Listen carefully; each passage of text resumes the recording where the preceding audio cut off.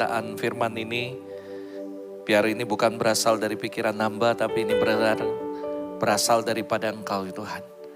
Aku berdoa Roh Kudus ambil alih semuanya. Tonight we give you all the platform Holy Spirit to do whatever you wanna do for your people. Hari ini lakukan apa yang kau mau lakukan di tengah kami. Kami cuman alatmu dalam segala keterbatasan hamba. Hamba berdoa Roh Kudus yang ambil alih semuanya. This is your time. Lakukan apa yang kau mau lakukan bagi umatmu. Hamba berdoa biarlah mereka semua boleh mengalami kebenaran firman-Mu. Mereka bertumbuh menjadi dewasa. Dan mereka boleh mengalami Tuhan secara nyata. Kami mempersilakan Roh Kudus, bergeraklah, bekerjalah. Berikan kepada setiap kami spirit of revelation, spirit of wisdom. Biar kami boleh mengerti akan kebenaran-Mu ya Tuhan. Para malaikat orang kudus lakukan bagian kalian, bantu hamba untuk melayani umat Tuhan di tempat ini. Supaya mereka semua boleh dibawa untuk mengalami Kristus secara nyata. We give back to you God all the glory, all the praise. In Jesus name, amen, amen. Berapa banyak saudara yang siap untuk belajar firman Tuhan malam hari ini, amin saudara. Malam hari ini saudara, ketika saya mempersiapkan dari hari Minggu, ketika saya cukup dikagetkan dengan pastor saudara, karena saya duduk di sebelah dia, lalu tiba-tiba ada pengumuman sebelum selesai ibadah dan dikasih tahu bahwa hari Kamis Pastor Robert yang akan bicara. Lalu saya ingat Ibu Gembala saudara lihat saudara, pastor sudah tahu? Belum, saya bilang enggak tahu, baru tahu. Iya baru tahu saudara. Jadi anyway setelah itu saya harus mempersiapkan firman.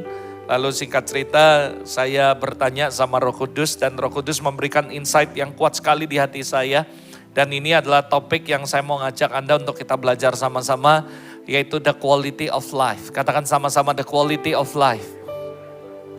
Nah saudara, berapa banyak saudara yang setuju waktu saya mengajak Anda untuk merenung. Kalau saudara masih ingat waktu tanggal 5, saya bicara tentang this is living. Bagaimana kalau Anda sadar, pernah gak merenung, kenapa saya masih ada sampai hari ini. Kita tahu 2 tahun terakhir ada begitu banyak kematian di seluruh dunia. But why we are still alive? Waktu itu saya kasih kalau kita tahu bahwa kita ada dan kita masih ada dan bernafas, artinya kita harus punya tujuan. Amin saudara. Dan yang kedua saya ngomong ada begitu banyak orang Kristen di dunia, mereka tahu tujuan, mereka ngerti tujuan ilahi dan mereka tahu panggilan mereka. Tapi mereka gak pernah quality of life. Mereka gak punya kualitas sehingga mereka justru jadi batu sandungan saudara. Ada begitu banyak orang ngomongnya muluk-muluk. Aku nih dipanggil Tuhan untuk jadi berkat bagi bangsa-bangsa. Tapi mereka gak bisa jadi berkat di rumah mereka sendiri saudara. Dan bahkan orang gak melihat sebuah quality of life dalam kehidupan mereka. Sehingga orang bilang keabotan saudara mimpinya dan sebagainya. Kenapa? Mereka bermimpi dengan sesuatu yang luar biasa. Tapi mereka gak sadar bahwa everybody watching you. Berapa banyak saudara yang tahu bahwa everybody outside watching you. Saudara, ada begitu banyak orang di luar terutama ya. Kalau Anda punya keluarga besar, mertua yang masih belum kenal Tuhan, they watching you. Saudara, kalau saudara punya teman-teman sekolah yang agama lain atau orang lain, mereka watching you. Apakah mereka menemukan sebuah kualitas dalam kehidupan Anda? Atau mereka akan berkata, sama aja kayak kekristenan yang biasa-biasa yang saya tahu saudara. Itu sebabnya saya mengajak Anda memulai dengan sebuah reflection dalam kehidupan Anda. Kira-kira apa yang orang lain lihat dari kehidupan Anda? Kira-kira ada gak sesuatu yang menarik, sesuatu yang berkualitas yang orang lihat Anda sehingga orang itu bisa kayak magnet lalu kesedot aja dengan Anda. Saudara, berapa banyak saudara yang percaya bahwa Zakaria 8:23 harus terjadi saudara. Saudara tahu Zakaria 8:23 berkata dari setiap suku bangsa, dari orang yang gak kenal, dari bahasa lain, dari orang lain semuanya. Mereka akan datang dan memegang punca jubah saudara.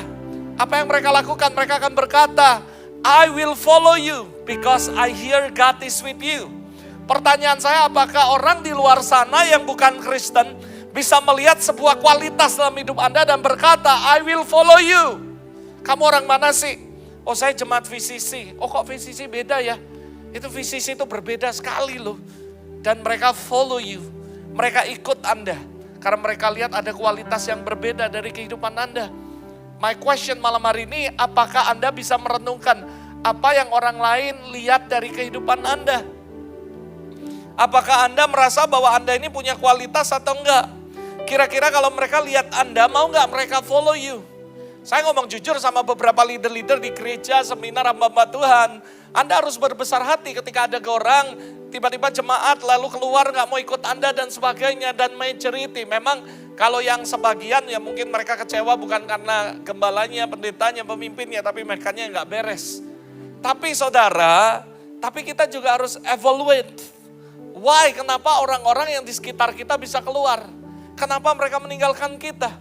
Apakah mereka memang benar-benar pemberontak? Apakah mereka benar-benar gak benar? Atau karena kita gak punya kualitas sehingga mereka gak percaya hidup mereka ke dalam kepemimpinan kita? Saya sering ngomong sama leader, ayo kita berbesar hati.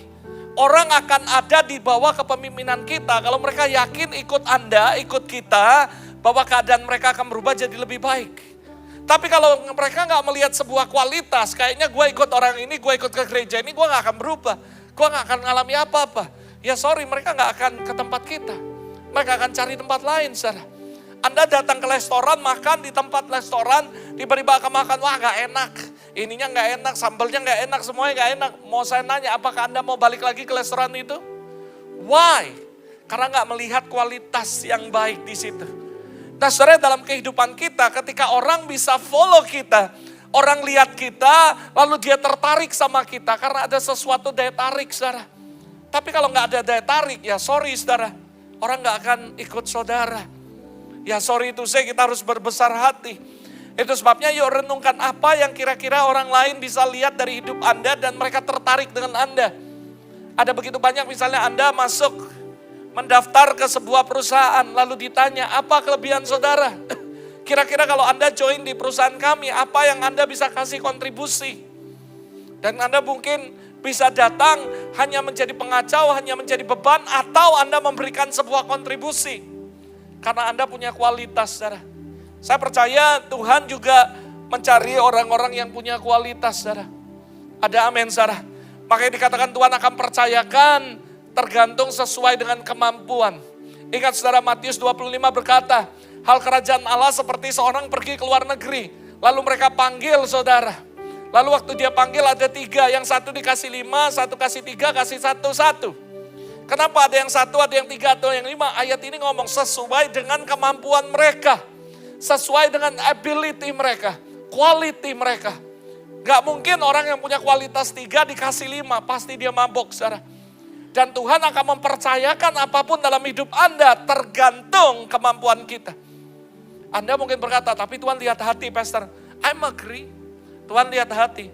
Tapi percayalah Raja Daud gak akan mungkin, dengar baik-baik, punya triwira yang dahsyat. Dia baru ngomong gini, gua kepingin minum dari air sungai Perigi, tiba-tiba langsung orang terobos mempertaruhkan nyawanya. Why? Karena Daud punya quality of life. Yang setuju katakan amin.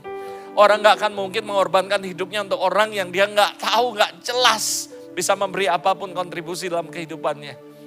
Sorry ya, saya ngomong ini dari sisi yang agak sedikit berbeda. Karena saya percaya kualitas penting.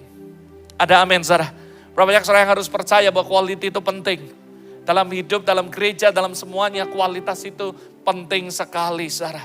Jadi sekali lagi kalau kita bisa renungkan why we are still alive. Kita bukan cuma punya tujuan, tapi kita harus sadar dan memiliki kualitas hidup saudara. Karena itu kenapa saudara, itu sebabnya orang sering ngomong, orang Kristen kok kayak gitu, pernah dengar gak saudara?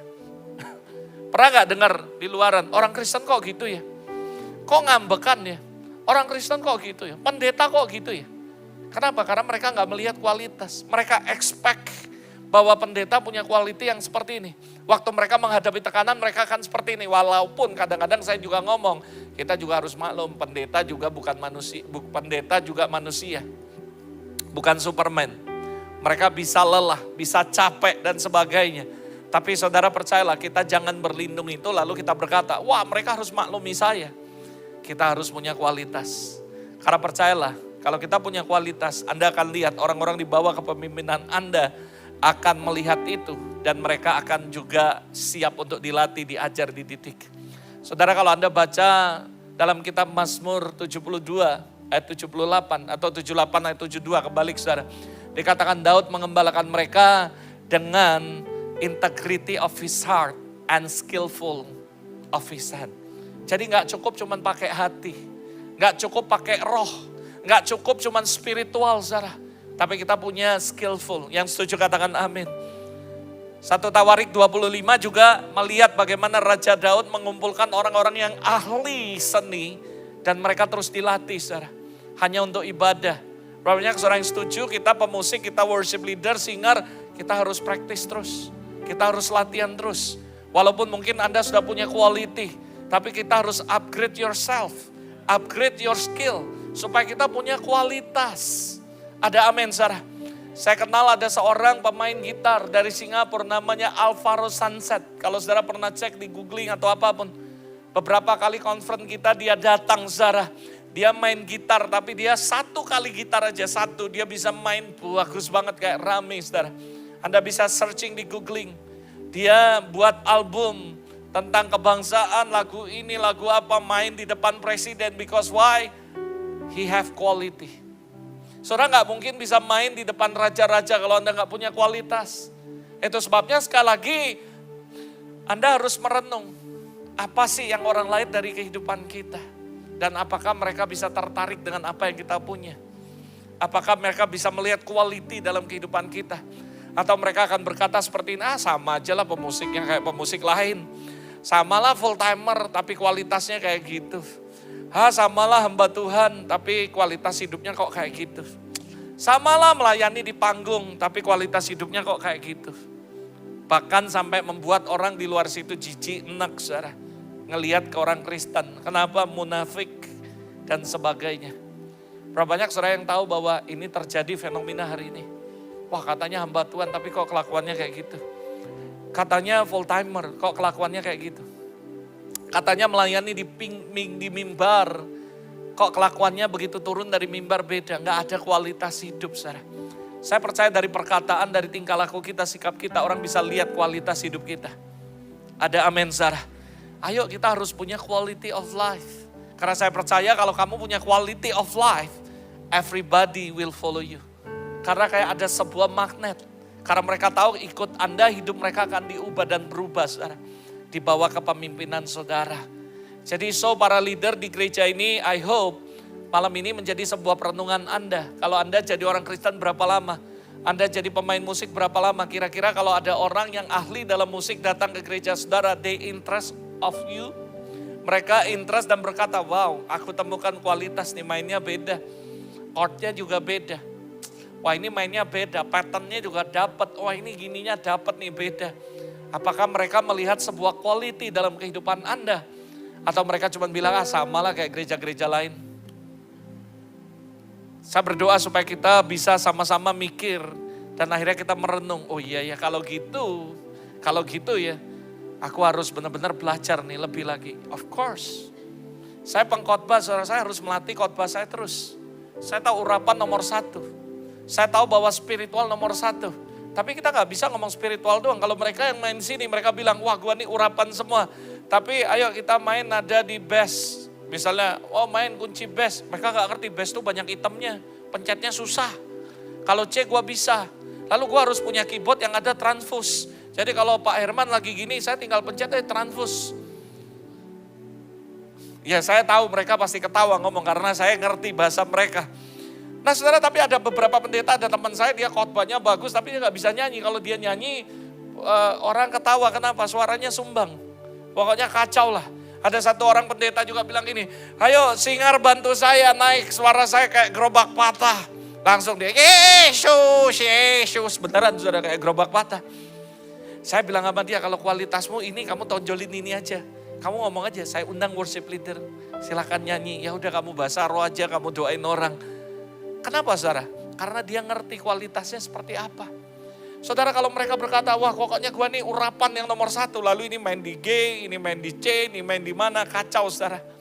Dan itu gak menunjukkan harmonisasi, gak ada quality saudara. Orang yang dengar palanya pusing saudara. Sama Anda gak bisa satu ayat lalu Anda terjemahin khotbah sembarangan, pokoknya khotbah aja semangat. Anda gak bisa gitu. Ada aturan mainnya. Walaupun orang berkata yang penting urapan, I'm agree. Saya ngomong gini ya, banyak orang gak bisa bantah. Kenapa? Saya juga orang yang spiritual, saya juga ngeroh loh. Anda bahkan lihat beberapa waktu lalu kita nangkep lah segala macam. Kita sangat spiritual, tapi Tuhan ngomong, nah kalau kamu cuma belajar hal-hal yang spiritual, kamu akan muter aja di situ. Kalau kamu mau terbang ya harus 2 sayap, baru seimbang, baru akan moving forward. Kalau kamu spiritual ya muter terus, saudara. Tapi kamu harus punya 2 hal. Makanya Daud punya 2 hal. Dan itu membuat dia moving forward menjadi raja yang sangat berpengaruh. Dan menjadi berkat yang luar biasa. Kenapa? Karena dia melayani orang-orang dengan integrity of his heart. Dan juga skillful of his hand. Bayangi coba dari orang-orang yang dikejar hutang, orang-orang yang putus asa, bandit, perampok semua. Dilatih di dia di gua Adulam, saudara. Karena orang yang melatihnya punya 2 sisi yang hebat. Dia punya spiritual yang punya kualitas. Nggak usah diragukan kualitas daripada spiritual Daud. Dia main kecapi, dia nyembah Allah berapa kali satu hari, dia berdoa menyembah Allah. Jadi kualitas spiritualnya bagus. Tapi ternyata dia bukan cuma jago di spiritual. Dia juga punya quality of life yang dilihat orang. Dia punya skillful. Saudara, Daud ngumpuli semua pemusik, ahli dan semuanya. Dia juga ngerti musik, saudara. Anda yang main orkestra, kalau Anda mau ngatur orkestra kayak modern Erwin Gutawa dan semuanya. Mereka adalah orang-orang yang skillful di bidang apapun. Sehingga mereka bisa ngarahkan, kamu harus mainnya ke sini, kamu mainnya ke sini, kamu mainnya ke gini. Kenapa? Karena mereka punya quality. Sehingga orang-orang yang punya quality akan melahirkan orang-orang yang punya kualitas juga, saudara. Lihat bagaimana kualitas daripada orang-orang jebolan sekolah di Gua Adulam, saudara. Kenapa? Karena pemimpinnya punya 2 sisi. Nah hari ini, saudara, saya sudah ngomong banyak tentang spiritual di sini. Tapi nggak tahu kenapa Roh Kudus taruh di hati saya yang kuat. Hari ini bicara tentang quality of life. Karena banyak orang Kristen akhirnya terobsesi dengan hal-hal yang profetik, dengan hal-hal yang spiritual, mereka lupa sisi satunya, saudara. Dan hidup ini semua harus ada balancing, katakan balancing, saudara. Baru hidup ini akan berputarnya enak, movingnya enak. Kalau kita punya 2 hal ini, saya nggak ngomong sembarangan, I have biblical foundation. Kenapa kita harus ngerti tentang ini? Because everybody watching you di luar sana. Nanti kita akan belajar sama-sama, mungkin Anda kaget. Saya juga waktu Roh Kudus bukakan ini, saya juga kaget dan saya juga belajar. Wow, ternyata ini yang mesti saya lakukan dan seterusnya. Ada beberapa biblical foundation, saudara, yang saya mau bagikan sama Anda. Supaya Anda ngerti. Yang pertama, Anda harus tahu Alkitab berkata kita adalah suratan terbuka. Katakan suratan terbuka. Maksudnya apa, Pastor Robert? Maksudnya kita dibaca banyak orang hidup Anda. 2 Korintus 3 ayat 2-3 berkata jelas sekali. Kamu adalah surat pujian yang kami tulis dengan hati kami. Dan yang dikenal yang dapat dibaca oleh semua orang. Gak peduli Anda sehebat apa khotbah di sini. But your family watching you at home. Gak peduli Anda sejago apapun khotbah melayani di mimbar ini. Teman-teman sekolahmu will watching you. Mereka akan lihat kamu. Bagaimana daily. Bagaimana hari-hari kehidupan kamu. Jangan banyak orang ngomongnya rohani, spiritual. Tapi dalam kehidupan sehari-hari mereka gak mencerminkan orang yang spiritual. Sehingga orang ngomong enak, aku lihat orang Kristen munafik. Lain di mimbar, lain di rumah, saudara. Saya sering ngomong sama para lelaki ini, maaf ya. Para pemimpin pria saya ngomong, saya lihat bagaimana istrimu, bagaimana anak-anakmu. Dan aku bisa tahu bagaimana hidupmu. Saya lihat aja istri kamu. Saya lihat bagaimana istrimu respect sama kamu, komunikasi istri sama kamu, anak-anakmu. Saya bisa tahu gambaran keluargamu seperti apa, saudara. Saya sering ngomong ya, semua pemimpin di gereja kami, untuk masuk dalam staff atau dalam leadership kami, mereka harus bisa mengembalakan lulus dulu di rumah mereka. Alkitab memberikan sebuah standar. Kalau mau jadi penatua harus gini, orang yang baik ini reputasi bagus dalam keluarga dan sebagainya. Memang itu Alkitab sudah mencatat. Kenapa? Quality. Kita nggak bisa. Di sini ada dokter Dian, dia nggak bisa ngambil, lulusan ini sekolah, baru sekolah dokter lulus ya, nggak jelas quality. Lalu dia rekrut, nggak mungkin. Wong saya tahu persis dokter yang sudah aja disekolahin lagi supaya upgrade quality mereka. Kenapa? Karena mereka mau jadi rumah sakit yang terbaik. Sehingga setiap orang yang datang mereka tahu bahwa punya kualitas. Saya nggak jelek-jelek ya ngomong ini nggak live streaming, nggak live kan? Saya bawa ama MRI di Palembang, semuanya gak ketahuan. Malah disuruh operasi, dibilang Kang tumor dan sebagainya. Loh saya jujur aja, habis ini ada apa-apa, I'm not recommended untuk datang ke situ. Saya ketemu dokternya Ibu Dian, dia ngomong, wah ini masalah ama gini. Benar semua saudara. Nah kenapa? Kualitas saudara. Anda gak bisa ngomong, kenapa? Oh kaki ama bengkak soro waktu itu saudara. Lalu habis itu dokternya ketemu ngomong gini, oh ini diperban gini. Simpel sekali cuma diperban saudara. Tiba-tiba ya sekarang udah normal kempesnya saudara. Ya ini besok kita akan ambil darah, saya berdoa supaya benar-benar ini mujizat sehingga Senin embolisasi saudara. Itu doa kami saudara. Dan saya kaget saudara, kenapa cuma hal simpel, kenapa? Quality. Wah kemarin saya terbuka, saya bilang mama ternyata ya dokter ini kelihatannya muda tapi pengalamannya hebat kualitas. Dia bilang lab itu salah, dedimer itu bukan 500 itu cuman kalau yang usia 50 tahun ke bawah. Kalau usia di atas 50 tahun normalnya bukan 500, apalagi di bawah 500. Tapi dikali 10 dari umurnya. Berarti ama normalnya 670, saya bilang 2.200. 670 aman nama, semoga besok udah normal. Lah saudara dia ngomong, loh saya bilang ini gak mungkin dokter yang gak punya kualitas selalu ngomong, oh iya di bawah 500 dan sebagainya. Saya bilang mak dokter ini canggih juga ya dia bisa ngomong kayak gitu. Kenapa sekali lagi quality saudara. Berbanyak saudara yang percaya kita ini hidup suratan terbuka dibaca banyak orang. Jadi kita akan tahu oh, orang ini berkualitas. Oh, orang ini maaf kita bukan... Saya ngajak Anda kita belajar hari ini bukan habis ini Anda lihat orang. Wah khotbahnya jelek gak berkualitas. Jangan saudara gak boleh menghakimi. Tapi perhatikan diri Anda. Lalu lihat orang melayani, oh itu gak bagus kualitasnya. Loh kita tahu bukan untuk menghakimi orang. Kita tahu supaya kita ngaca. Dan kita perbaiki diri kita, upgrade yourself. Kalau kamu gak upgrade yourself, kamu akan gitu-gitu doang. Saya tahu buat saya ini 2 tahun masa pandemik ya. Tuhan ngelatih saya. Orang nanya sama saya diwawancara beberapa orang, Bajala dan semuanya, Pastor, apa yang Anda lakukan selama masa pandemik, apa pembelajaran yang paling penting? Lalu saya bilang satu saudara, saya selama 2 tahun ini memperbaiki diri, upgrade myself, dan memperbaiki diri, merenungkan. Dan buat saya Tuhan sedang mengajar gerejanya untuk restart again semuanya. Apakah fondasinya udah benar nih? Saya lagi nyiapin sebuah skripsi saudara, nanti akhir tahun ini saudara. Nah, saya ngambil tesisnya adalah Church New Normal. Nah, kenapa saudara? Jadi gereja setelah pasca pandemik ini seperti apa sih? Setelah ada online, mereka ngomong, udahlah gak penting, dari rumah juga bisa dan sebagainya. Saya banyak studi kasusnya. Lalu saya gambarkan gereja yang normalnya seperti apa. Pertama kali gereja idenya siapa? Saya percaya gereja itu idenya Yesus, bukan manusia. Karena Yesus yang berkata, I will build my church. Dan itu gereja yang alam maut pun tidak bisa menguasainya. That is the church yang punya kualitas yang hebat saudara. Tapi hari-hari ini terjadi pergeseran. Gereja, jangankan alam maut menguasainya, gosip aja bubar langsung gerejanya. Padahal Alkitab berkata gereja yang Yesus bangun saudara, alam maut pun tidak bisa menyentuh dan menguasainya. Nah saya percaya bahwa pandemi ini adalah gereja di mana Tuhan suruh restart. Suruh merenung dan memperbaiki diri. Restructure again.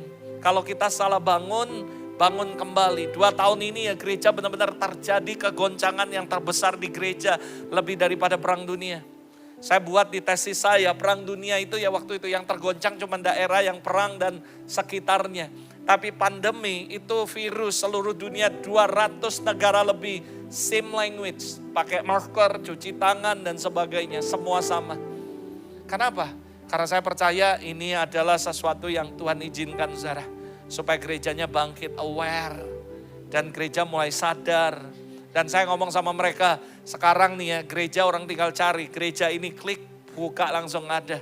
Kalau dia, gerejanya gini nih, gini gak punya kualitas, ditinggal saudara. Saya ngomong sama mereka ya, termasuk pendeta nih. 2 tahun ini Tuhan suruh kita merenung, upgrade yourself, belajar lagi. Dan Tuhan ngomong nanti ya. Masa pandemik ini ada pendeta-pendeta yang merasa gue udah bagus, sudah ini. Dia gak mau belajar, gak mau upgrade diri, gak mau mempelajari. Nanti dia ketinggalan. Ibaratnya kalau Kung tahu, dia ilmunya 10 saudara. Lalu tiba-tiba ada pendeta yang baru-baru ini, umur paling punya 5-6 ilmu. Tapi masa pandemik dia upgrade your self, lalu dia belajar, dia doa, dia bersekutu dengan Tuhan, dia benar-benar belajar latihan apa yang perlu dia latih. Sementara pendeta yang punya 10 ilmu ini nyantai-nyantai, begitu pandemik selesai, ini kan semua pintu waktu itu ditutup. Pendeta gak bisa keluar negeri, gak bisa ke pelayanan keluar semuanya. Tapi mereka santai tidur-tiduran dan merasa gue masih oke kok, gereja gue masih bagus. Saya punya teman saudara di Jakarta, gerejanya 5.000 jemaatnya. Waktu pandemik yang ikut kebaktian cuma 200 lebih.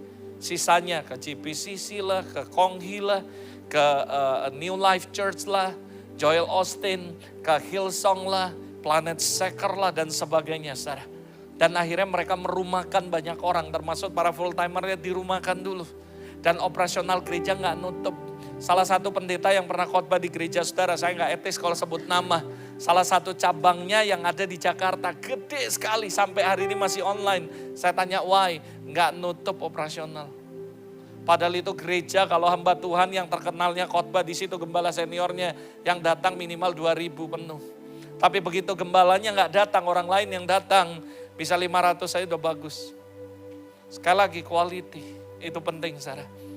Dan sekali lagi dikatakan Alkitab, sekali lagi, kamu adalah suratan terbuka. This is the biblical foundation. Kalau Anda tahu bahwa Anda adalah suratan terbuka, mau gak mau hidupmu dibaca orang, hidupmu dilihat orang. Jadi kamu harus pastikan bahwa hidupmu berkualitas. Supaya orang melihat Anda dan dia tertarik saudara. Bukan dia lihat, ini mah biasa, ini Kristen biasa. Ini pendeta pada umumnya seperti ini. Gini, Anda gak punya kekuatan, gak punya keunikan. Saya mau nanya nih sama musik. Kalau Anda bisa main musik, kamu bisa main berapa alat musik? Berapa alat musik yang kamu bisa kuasai? 4, 3. Ya kamu bisa main keyboard, selain keyboard bisa main drum, bisa main ini. Nah saya mau nanya, mana majornya keyboard? Buat saya nih, kalau saya jadi kamu ya, saya akan kuasai keyboard 90% daripada saya bisa kuasai semua alat musik, tapi cuma 25%. Gak akan dipakai orang, saudara. Yang ngerti katakan amin, saudara. Mending tiap hari gue 5 jam main keyboard, gue fingering terus. Saya dulu pemain bass, saya disuruh tiap hari 3 jam. Lalu misalnya C, do-nya di mana, C, D-nya kalau do-nya kemana, larinya kemana. Tiap hari gitu doang. Sama halnya kayak orang belajar kungfu. Pernah lihat Karate Kid?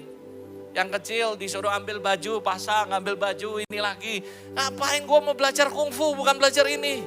Tapi mereka gak tahu itu adalah basic, saudara. Akhirnya munculkan sesuatu kualitas. Kalau Anda ke Solim cuma belajar kuda-kuda sekian tahun, lalu ngangkat air dari bawah ke atas. Tapi mereka gak ngerti bahwa mereka diajar, itu lagi membangun sebuah kualitas. Berapa banyak saudara yang percaya bahwa kita membangun spiritual life. Tiap hari puasa sampai jam 3. Tiap hari ngapain puasa nyiksa diri. Dia sedang membangun quality of life dalam spiritualnya. Tiap hari ngapain gue mesti puasa. Tiap hari ngapain harus berlutut doa baca Alkitab. Mereka gak sadar bahwa mereka sedang bangun quality of life secara spiritual. Sama halnya, saudara tahu saya punya kebiasaan satu. Setiap hari Sabtu malam saya ke gereja. Saya masuk ke dalam ruang gereja. Saya doa sampai tengah malam dan selesai itu saya khotbah. Siapa yang saya khotbahin? Gak ada, cuman bangku semua. Tiap Sabtu saudara. Saya di sini aja gak berani karena gak mungkin saya ngomong, Pak Herman tolong buka pintu saya khotbah. Hati saya gak diundang lagi, dipikir gila saudara. Tapi itu saya lakukan di rumah. Saya anggap semua orang penuh kursi, saya khotbah. Apa yang saya khotbahkan? Apa yang besok saya mau khotbahkan? Dan tiba-tiba Roh Kudus kasih inspirasi, saya catat lagi, oh ada tambahan di sini. Oh tambahi PowerPoint-nya di sini. Saya terus mengasah saudara. Saya 1 bulan ya minimal, saya 30 lebih kali khotbah saudara. Minimal. Loh saya ini karena kesini aja, saya cuma khotbahnya di visi gak tempat lain. Biasanya saya kemana-mana saudara. Ya online lah. Bahkan jam 2 subuh saya khotbah saudara. Ya Amerika dan beberapa negara luar mereka jam itu mereka masih pagi. Jadi persekutuan saya khotbah. Tapi saya sini saya bilang saya bukan gak mau ya. Sinyal di 903 nih putus-putus saudara susah. Beberapa kali saya putus. Jadi saya ngomong agak repot, susah dan sebagainya. Tapi sekali lagi saya katakan saudara, Anda surat terbuka. Mau gak mau, suka gak suka, everybody watching you. Pastikan bahwa kalau dia lihat kamu menarik saudara. Nah samalah kamu ciwi-ciwi yang ada di sini. Kamu gak punya kualitas, maaf ya. Kamu dandan gak mau, keramas gak mau, sampai kudel. Mandi males, saudara. Sopo sing mau lirik kamu, saudara? Orang lihat aja males, aduh, utek, suram. Aduh. Ada amin, saudara. Dan saya ngomong the reality of life. Sama Anda cowok, mimpinya, wah saya ini cita-cita ya, punya ketemu cewek yang masih cantik sekali. Pokoknya kayak Korea-Korea, mukanya putih, pokoknya langsing, anak konglomerat. Pokoknya papanya sudah sakit-sakitan, pokoknya begitu menikah jadi orang kaya. Saya kasih tahu ya, itu cuma ada di film Korea.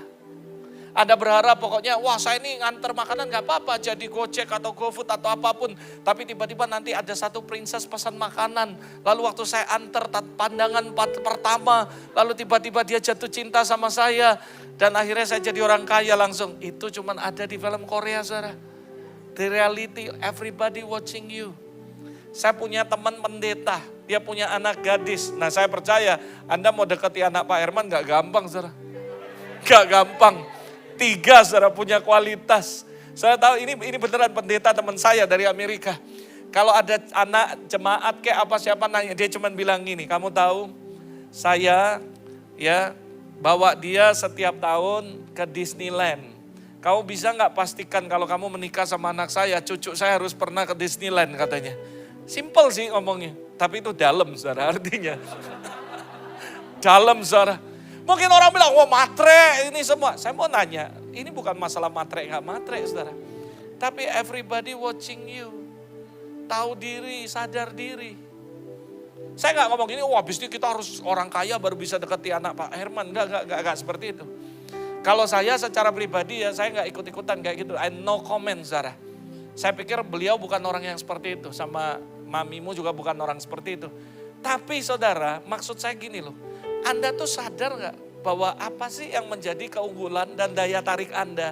Sehingga kalau Anda deketi cewek, Anda bisa pastikan cewek itu pasti tertarik sama gua. Anda jangan sok ganteng padahal gak ganteng, saudara. Sok pinter padahal blow on, saudara. Ini yang seringkali terjadi, saudara. Dan saya berdoa supaya gak ada di tempat ini, amin, saudara. Sok urapan padahal kurapan, saudara. Ada begitu banyak orang Kristen yang gak sadar bahwa kamu tuh gak perlu kadang-kadang orang bilang, wah aku nih diurapi Tuhan. Saya ngomong, saya paling jijik dengan orang kayak gitu. Ini ya untuk kualitas ya, Anda gak perlu memperkenalkan dan kelebihan Anda. Orang yang menilai Anda dan orang yang memberi penilaian. Itu yang benar. Bukan ngaku-ngaku, wah aku ini ya khotbahnya bagus. Aduh saya bilang ke orang yang model gini, muka gedek saudara. Muka gedek. Gak boleh saudara. Orang yang menilai Anda, bukan Anda yang menilai dirimu sendiri.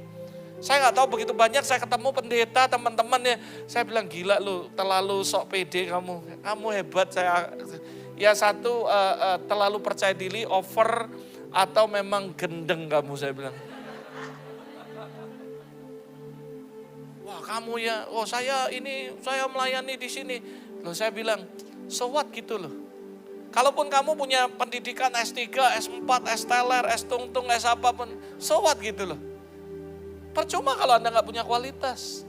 Sekali lagi, everybody watching you, this is the basic, the biblical foundation yang Anda harus tahu bahwa ini tuntutan kepada orang Kristen. Anda itu suratan terbuka dan everybody watching you. Bukan cuma orang yang ada di gereja saudara. Tapi orang-orang di luar, keluarga Anda, mertua Anda. Pastikan mereka lihat Anda, mereka berkata, wow, aku temukan emas di sini. Saudara percayalah, saya sering ngomong sama orang dengar ya, kalau kamu permata, sekalipun kamu ada di kotak sampah, kamu akan diambil orang dan ditaruh di istana. Tapi kalau kamu sampah, sorry ya, walaupun kamu ada di istana, tetap dibuang orang ke kotak sampah. Pastikan bahwa Anda adalah permata-permatanya Tuhan. Be the treasure of Jesus Christ. Tapi pastikan Anda punya quality of life. Saya sudah ngomong permata itu dibentuk gak mudah. Berapa dalam, berapa puluh kilometer. Lalu berapa derajat saudara. Dan dibentuk bertahun-tahun, ribuan tahun. Baru punya kualitas. Nah belum apa-apa bertapa. Baru seminggu sudah ngomong, wah gua sakti sekarang. Gak ada ceritanya gitu saudara. Baru puasa 40 hari keluar rasanya, wah sudah gak injak bumi. Oh don't touch me please. Itu semua orang mental saudara. Saya mau kasih tahu banyak orang Kristen model kayak gini. Tapi begitu di rumah kualitasnya ngomongin orang, jelekin orang, gosip. Sorry ya, orang enak lihat hidup saudara. Kamu hamba Tuhan, bukankah Alkitab berkata, apa yang baik yang sedap didengar itu yang kamu pikirkan. Tapi kamu pikiran orang jelek, ngatain orang, ngejek orang, merasa kamu yang paling benar, orang lain yang paling salah. Wah itu enggak ada, itu kebaktian nangkep-nangkep ini dapat batu, itu sesat dari setan. Tapi kalau dia yang dapat, dia bilang, ini Tuhan saudara. Come on. Loh saudara nanti akan jadi seperti itu. Saya berdoa karena Anda nggak depend sama saya, Anda depend sama Roh Kudus. Saya berdoa sama my mom dengan tulus. After kami pulang, Anda tetap mengalami supranatural. Bahkan kalau Tuhan izinkan lebih pun kami senang. Kami nggak merasa, wah saingan. Lalu kami ngomong, kamu tahu nggak, VCC itu nggak ada apa-apa kalau kami nggak datang impartasi. Emang lu siapa? Denger ya. Jadi orang tuh harus tahu diri, saudara. Ada amin, saudara. Remember where do you come from? Kita ini cuma debu tanah diangkat, ditiup, hilang saudara. Apa yang kita bisa banggakan dari hidup kita? Tuhan pakai kamu, so what gitu loh, masih banyak Tuhan pakai yang lebih hebat dari kamu. Saya kan pernah ngomong bahasa Cinanya, wo sing sung sung sung sing sa. Di atas langit masih banyak langit artinya saudara. Jadi saudara gak perlu sombong. Kamu dipakai Tuhan, ya so what gitu loh, masih banyak orang dipakai Tuhan lebih dari kamu. Ada amin saudara. Oh kamu bisa nangkep batu, lah orang bisa nangkep lebih lagi yang lain saudara. So what gitu loh. Kalau kita bisa dipakai Tuhan bersyukur. Terus perbaiki diri. Terus upgrade yourself. Supaya kamu terus dipertajam kualitasmu. Ada amin saudara. Yang kedua, you are the light of the world. Ini yang Alkitab ngomong. Sekali lagi, you are the light of the world, Matius 5:14. Kamu adalah terang dunia, kota yang terletak di atas gunung gak mungkin tersembunyi. Lagi pula orang tidak menyalakan pelita lalu meletakkannya di bawah gantang. Melainkan di atas kaki dian sehingga menerangi semua orang di dalam rumah itu. Demikian hendaknya terangmu bercahaya di depan orang supaya mereka melihat perbuatanmu yang baik dan memuliakan Bapamu yang di sorga. Apakah orang melihat perbuatan baik dalam hidup Anda? Saya senang di gereja ini, saya lihat, wah saya juga belajar banyak ya. Gereja ini bangun rumah orang, bedah rumah, bedah gereja. Hampir setiap hari saya lihat Anda bagi sembako 100 paket dan sebagainya. Saya percaya orang yang diurapi Tuhan, dia akan berjalan berkeliling berbuat baik. Karena Alkitab yang ngomong gitu, Yesus diurapi dengan kuat kuasa yang maha tinggi, dia berjalan berkeliling berbuat baik. Gak ada ceritanya orang yang diurapi Tuhan lalu semedi terus gak turun-turun. Ada waktunya gitu, tapi ada waktunya satu. Kita turun dan jadi berkat. Ada amin saudara. Berapa banyak saudara yang percaya? Saudara tahu gak apa itu janji Abraham? Janji Tuhan kepada Abraham. Saudara tahu apa saudara? Bukan diberkati. Janji Tuhan kepada Abraham adalah jadi berkat. Saudara tahu? Jangan minta Tuhan aku diberkati, tapi aku dijadikan berkat. Karena kalau Anda diberkati artinya Anda cuma buat diri Anda. Tapi kalau Anda jadi berkat, Anda tuh sudah nggak pusing dengan kehidupan pribadi karena memang Anda sudah diberkati. Tapi Anda cuma mikir, aku bisa tolong siapa hari ini? Siapa yang aku mau tolong? Itu panggilan Tuhan kepada Abraham untuk menjadi berkat. Ada amin saudara. Jadi percaya sekali lagi Tuhan gak akan berkati saudara. Banyak orang ngomong gini, anti ngomong berkat, nanti dibilang prosperity gospel. Saya bilang bodoh saudara. Yesus rela jadi miskin supaya kamu jadi kaya. Dia datang memberikan hidup yang berkelimpahan. Kalau kamu merasa bahwa wah makin miskin makin rohani, gak apa-apa. Kita doain, siapa yang mau miskin, angkat tangan. Saya doain sekarang nih. Gak ada yang mau. Nanti saya akan buka ya sebuah rahasia dan you will be shocked. Beneran saudara. Saya gak takut setelah saya khotbah ini ada orang nanggapi apa dengan saya. Dan ini kebenaran. Dan saya mau bukakan sama Anda. Yuk kita belajar, learn from the story of King Solomon.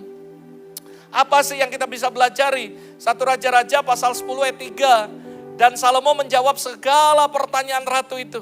Bagi raja tidak ada yang tersembunyi, yang tidak dapat dijawab untuk ratu itu.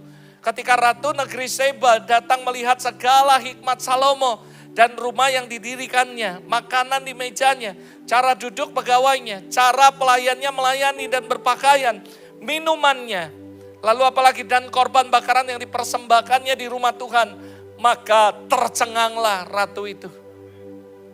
Saudara, buat saya Ratu Sheba adalah gambaran daripada orang yang tidak percaya. Dan ini adalah gambaran orang yang tidak percaya tapi orang yang punya pengaruh. Karena dia seorang ratu. Ada amin saudara. Ini pasti orang hebat, orang pengaruh karena dia datang bawa sepasukan besar Dan dia bawa harta dan semuanya saudara. Dan berapa banyak saudara yang percaya, saya percaya petinggi-petinggi, orang-orang penting, orang apa akan datang ke rumah Tuhan. Dan mereka akan datang dan tercengang dengan apa yang Anda lakukan saudara. Akan ada waktunya, tetapi masalahnya cuma satu saudara. Kalau dia datang, apa yang menjadi daya tarik Anda? Kalau nggak ada daya tarik, siapa yang mau cari saudara? Akan saya percaya pemimpin-pemimpin perusahaan top, bahkan pemimpin-pemimpin politik semuanya mereka akan harus datang ke rumah Tuhan. Mereka akan cari orang-orang yang bisa memberikan solution dalam kehidupan mereka. Tapi mereka harus melihat ada quality of life dalam kehidupan orang tersebut saudara. Kalau saudara pelajari ayat ini, Ratu Sheba datang, dengar, bukan ikut kebaktian saudara. Come on. Dia datang untuk menguji Salomo saudara. Sekali lagi ya, saya nggak ngomong bahwa orang dunia akan datang ke tempat saudara. Tapi dia menguji saudara. Lihat, saya ketika baca ini, Roh Kudus ngajari saya. Can you imagine kalau kamu nggak punya kualitas hidup, tiba-tiba ada orang yang berpengaruh datang dan menguji Anda. Apa yang akan terjadi dalam kehidupan Anda? Kalau gereja cuma mikirnya pokoknya bahasa roh, doa, penyembahan. Dan mereka nggak punya quality of life, tiba-tiba ada orang yang berpengaruh, pemimpin atau apapun datang ke tempat saudara dan bertanya sama saudara. Apakah saudara bisa memberikan jawaban yang memuaskan? Sampai mereka tercengang. Ingat, Ratu Sheba datang bukan untuk ikut kebaktiannya Salomo. Tapi menguji Salomo dengan teka-tekinya. Kenapa? Karena dia dengar banyak tentang Salomo. Dan dia pengen tahu, benar gak sih kabar yang aku dengar? Lalu gak sampai di situ, baru dia lihat yang lain-lainnya saudara. Nah saudara, yang dilihat oleh orang dunia bukan perkara rohani. Dengar ya, nanti saya akan bukakan dan saudara akan kaget. Secara keseluruhan kalau Anda lihat, ini adalah sudut pandang dunia. Bagaimana mereka menilai, memandang anak-anak Tuhan. Yang diwakili di representatif oleh Salomo. Dan Ratu Sheba adalah representatif daripada pemimpin dunia, pemimpin yang berpengaruh, orang yang berkuasa, dan bagaimana mereka akan datang dan menguji kita, saudara. One day, saudara. Nah, saudara, kalau saudara pelajari, apa sih yang dilihat oleh mereka, saudara? Jelas Ratu Sheba datang untuk menguji dengan berbagai teka-teki. Jadi sebenarnya orang dunia, orang luar datang, yang pertama dia melihat hikmat saudara. Katakan sama-sama hikmat saudara. Sekali lagi ini penting sekali. Tujuan utama pertama Ratu Sheba datang pada Salomo, sekali lagi ayat 1 dan 2. Mengujinya dengan berbagai teka-teki. Namun puji Tuhan Salomo bisa menjawab semuanya. Dan akhirnya dia memang mengerti dan menyimpulkan bahwa Salomo adalah orang yang paling berhikmat. Pertanyaannya, ketika Anda mendengar ada pemimpin kota, pemimpin bangsa atau apapun datang tiba-tiba mencari saudara karena mereka dengar kabar burung tentang Anda. And then tiba-tiba menguji Anda dengan berbagai hal. Yang masalahnya cuma satu, apakah mereka puas dengan jawaban saudara karena mereka melihat ada hikmat Tuhan dari Anda. Atau mereka cuma bilang omong kosong doang, ngomongan orang. Tapi gak seperti yang aku dengar. Atau mereka akan berkata, wow beneran ini orang punya hikmat Tuhan. Saya kemarin sempat diundang makan malam sama pastor Anda dan seorang kasat saudara. Lalu singkat cerita dia ngomong, istriku ini ngomong ya sama papi ya? Enggak, tiba-tiba dia bilang papinya telepon lalu ngomong sama dia dan nasihati dia dan sebagainya. That is wisdom saudara. Lalu dia ngomong, wah gua takut sekarang. Kenapa takut? Karena bahaya di ngomongin ini. Lalu gembala saudara kasih tahu dia dapat mimpi ini, tanggal sekian, penggenapannya sekian, ini sekian. Dan menurut saya itu wisdom. Dan itu yang perlu. Saya ngomong sama mama saya salut juga sama Pastor Herman. Kalau ada Kapolresta, ada Kasat, ada orang ini dan sebagainya. Bisa datang sama dia dan menanyakan sesuatu, petunjuk dan sebagainya. Saya berdoa supaya orang Kristen kembali kepada kehidupan Yusuf dan kehidupan Daniel. Dimana kalau orang dunia, orang perusahaan lagi sumpah, lagi apapun. Mereka gak cari dukun tapi mereka cari hamba Tuhan, cari Anda. Dan mereka meminta arahan dari Anda. Alkitab ngajari seperti itu. Kenapa? Karena mereka menemukan ada quality. Semua ahli jampi dukun gak bisa menerjemahkan mimpi Firaun. Tapi seorang anak muda yang diurapi oleh Roh Kudus bisa menerjemahkan sesuai tepat. Yang ngerinya saudara, dia nggak ngomong mimpinya apa. Tapi mimpinya dan artinya langsung sekalian. Itu susah saudara. Kalau bukan Tuhan yang singkapi saudara. Tapi saya tidak menemukan begitu banyak orang Kristen yang model kayak gini lagi. Kenapa saudara? Karena mereka nggak punya quality. Mereka sorry ya, ini maaf ya, saya berdoa nggak terjadi di VCC. Mereka nggak memperbaiki diri, mereka nggak upgrade diri, tapi mereka ngomongi orang, ngomongi gereja lain. Dengar ya, kita nggak punya waktu untuk ngurusi gereja orang. Bukan berarti kita nggak peduli, tapi urus dirimu, bagaimana kamu hidup, perhatikan dengan seksama. Upgrade yourself, jangan kepoin orang terus. Keponya itu bukan kepo untuk memperhatikan lalu menolong, tapi ngoreksiin ini, gosipin dan semuanya ngancurin. Itu gak benar saudara. Tapi perhatikan bagaimana cara kamu hidup. Jangan seperti orang bodoh, tapi orang berhikmat. Ada amin saudara. That is quality of life. Saya ngomong sama mama saya salut juga sama Pastor Herman. Kenapa? Karena kalau orang-orang seperti itu bisa manggil kita pendeta aja udah bagus, apalagi manggil papi. Artinya dia mengakui kebapaan kita. Dan dia mengakui pengembalaan kita. Saya bilang, wow, I'm so blessed. Dia gak perlu ngomong. Dengan saya melihat quality saudara. Dan buat saya bilang gerejamu, saya pernah baca sebuah buku Sunday Adelaide, Church Safe, bagaimana mengembalakan kota.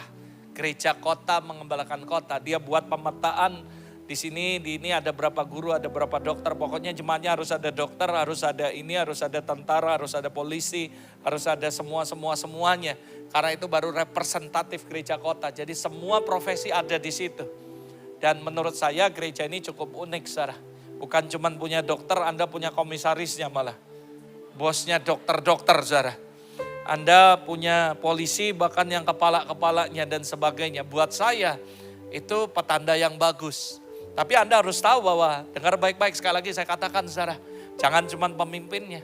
Tapi saya percaya, buah gak jauh dari pohonnya, jatuh dari pohonnya. Saya berdoa bahwa demikianlah pemimpin Anda bisa catch the fire, catch the vision, catch the passion. Yang pertama Anda bisa dapatkan apa yang dia punya. Karena saya percaya Anda kalau memang anak, Anda punya hak waris saudara. Ada amin saudara. Asal Anda submit, layani dengan baik, hormati, saya percaya itu akan ngalir ke bawah. Dan harusnya ini yang harus kembali kepada gereja. Seperti gereja mula-mula. Mereka berhikmat. Makanya Alkitab berkata, semua pengajaran orang akan datang ke rumah Tuhan karena di situ ada pengajaran. Dan gereja harus bisa mengajarkan semuanya, bukan cuma spiritual, saudara. Ada amin, saudara.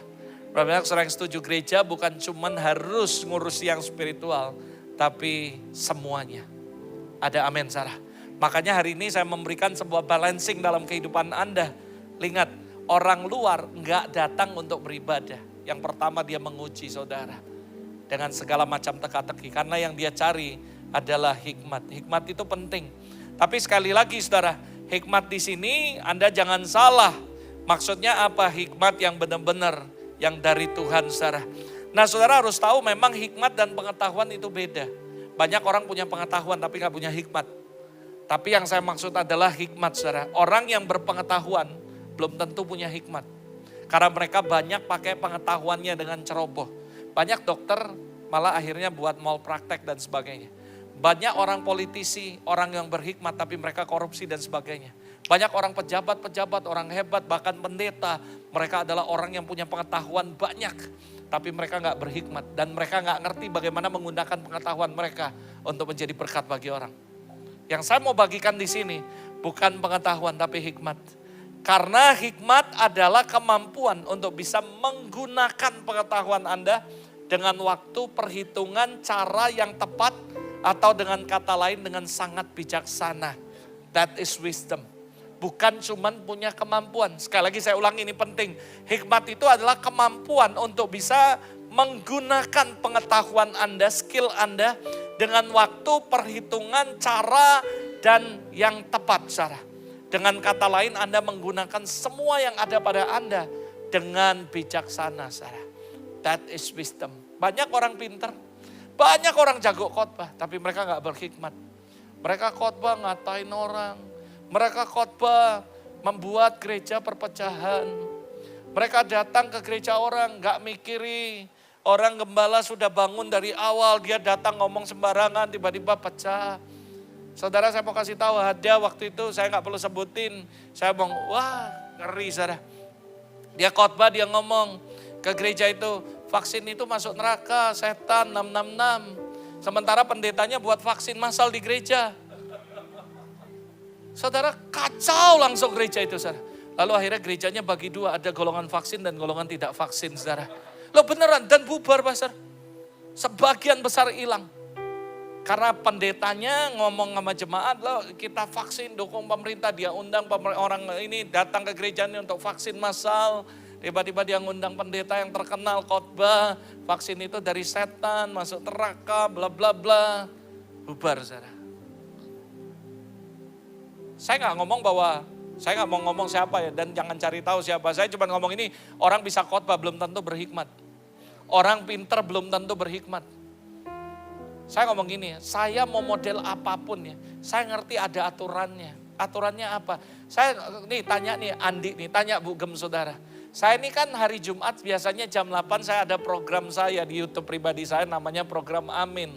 Nah saya kesini kan saya nggak bisa, saya nggak punya kamera, nggak mungkin saya bilang pinjam kamera dong satu saya mau rekaman. Jadi saya rekaman pakai HP saya. Nah karena HP kan saya dapat sinyal susah. Jadi saya bilang, Bu Gem boleh nggak minjem Andi multimedia? Ngapain pastor? Waktu itu saya pernah ditolong dia di belakang. Jadi dia pindahin data dari handphone ke laptopnya dia lalu dia kirim ke Google Drive. Lalu saya kirim kepada editingnya saya, editor saya supaya bisa dipublish hari Jumat. Setiap hari Jumat. Jadi saya tahu aturan. Walaupun saya pernah sekali sama Andi. Tapi saya ngomong terus. Bu Gem even di Singapura juga saya izin Bu. Saya mau minta izin minjem Andi 15 menit aja. Dia datang ke cewek, kita ketemu di Starbucks, nebeng kopi. Saya bayar sih beli kopi tetap. Gak boleh cuma duduk lalu minjem wifi, dosa itu saudara. Saya bayar saudara, karena saya tahu wifi kan bayar. Saya gak mau rugiin orang saudara. Amin. Karena gini loh, apa yang kamu tabur kamu tuai.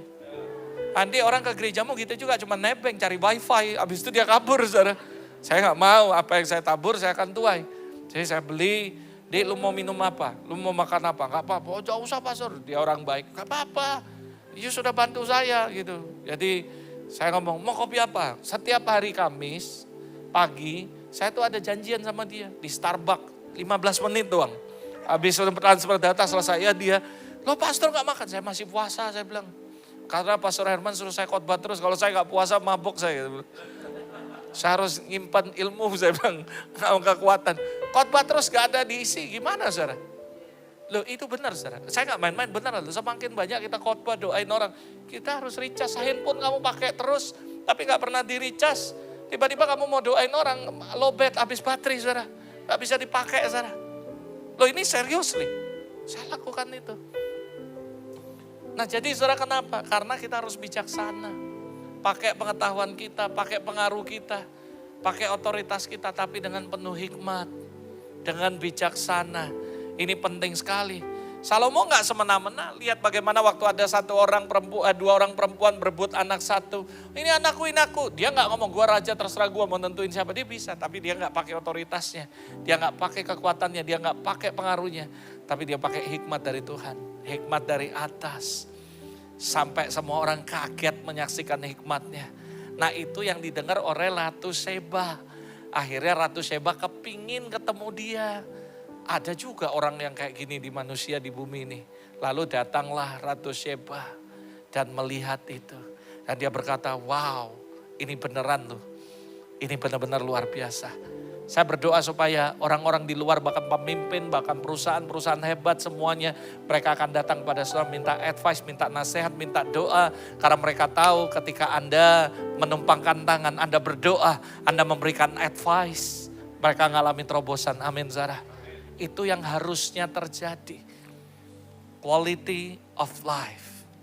Saya berdoa supaya Anda semua jemaat VCC di tempat ini memiliki hikmat yang dari atas. Hikmat dari atas itu ya pertama-tama murni. Katakan murni.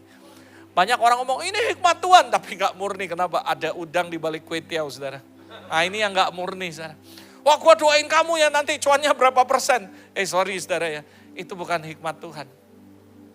Wah, aku nolong kamu ya. Wah, tapi imbalannya apa? Itu bukan hikmat. Hikmat dari atas Tuhan. Mula-mula murni. No motivation. Makanya orang nanya, kenapa sampai hari ini kamu bisa mengalami kemuliaan Tuhan?